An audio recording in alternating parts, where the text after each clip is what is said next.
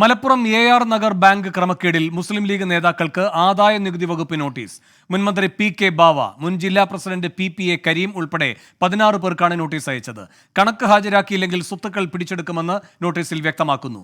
അഭിജിത്ത് മുഴക്കുന്നു കോഴിക്കോട് നിന്ന് വിവരങ്ങളുമായി ചേരുന്നു. അഭിജിത്ത്, എന്താണ് ഈ IT നോട്ടീസിൽ പറയുന്നത്?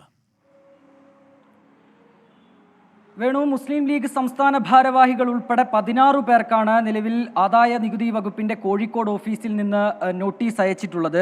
അതിൽ ലീഗ് വയനാട് മുൻ ജില്ലാ പ്രസിഡന്റ് PPA കരീം, ഒപ്പം തന്നെ ലീഗ് നേതാവും മുൻ മന്ത്രിയുമായ PK ബാവ എന്നിവർ ഉൾപ്പെടുന്നു.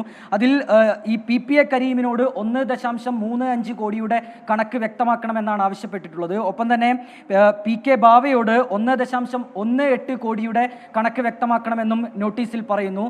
ഇത്തരം കാര്യത്തിൽ ഒരു വ്യക്തത ഇവർ നൽകിയില്ലെങ്കിൽ സ്വത്ത് പിടിച്ചെടുക്കുന്നതടക്കമുള്ള നടപടികളിലേക്ക് കടക്കുമെന്നുള്ള കാര്യം കൂടി ഈ നോട്ടീസിൽ വ്യക്തമാക്കുന്നുണ്ട്.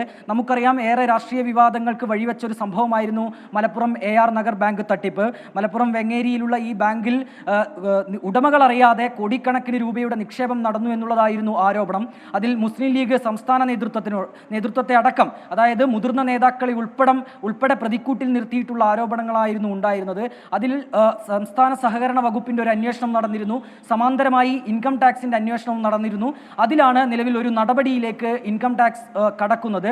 ഈ 16 പേരോടും നിലവിൽ അവരുടെ കണക്കുകൾ, ഈ ഇൻകം ടാക്സ് ആവശ്യപ്പെട്ടിരിക്കുന്ന കണക്കുകൾ വ്യക്തമാക്കണം എന്നുള്ളതാണ് നോട്ടീസിൽ പറയുന്നത്. അത്തരം ഒരു നടപടിയിലേക്ക്, അല്ലെങ്കിൽ അത്തരത്തിലുള്ള ഒരു നീക്കം ഇവർ നടത്തിയില്ലെങ്കിൽ സ്വത്തുക്കൾ പിടിച്ചെടുക്കുന്നതടക്കമുള്ള നടപടി ഉണ്ടാകുമെന്നും ഈ നോട്ടീസിൽ വ്യക്തമാക്കുന്നുണ്ട്. വേണു, അഭിജിത്ത് മുഴക്കുന്നാണ് കോഴിക്കോട് നിന്ന് വിശദാംശങ്ങൾ നൽകിയത്.